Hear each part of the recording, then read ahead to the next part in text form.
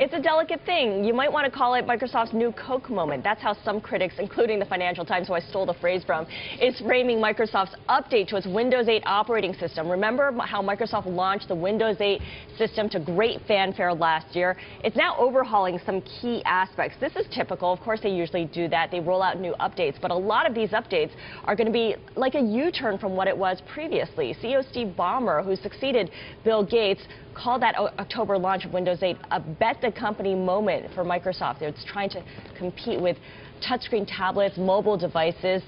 Hasn't really done very well. It just hasn't done well. That's all there is to it. They've got that underlying business which still generates a huge amount of cash flow. But the PC business is dying, and that their foray into tablets with the Surface tablet. We know that 900,000 units were shipped in the first quarter, but the CFO of Microsoft wouldn't say how many were actually sold. But the chart speaks volumes. I mean, you think of industrial stocks. Everybody knows I talk about Danaher. I do not own shares.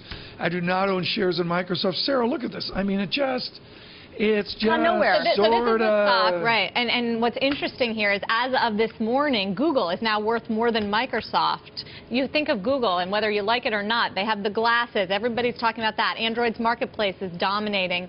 Google's moving to mobile ads. I mean, this is the kind of buzz that Microsoft does not have, and it's actually being reflected right now in the market. The one piece of good news that the company did try to emphasize or spin yesterday was that Microsoft sold 100 million licenses for the updated operating system. But again, not stuff to get investors like Sri Kumar excited, is it? Yeah, but down down the income statement, Sri, I mean, there's just not that much growth. Revenue growth is, you know, nominal GDP in 2012, nominal GDP last 12 months, modeled forward 7%. This is the original tech utility, isn't it?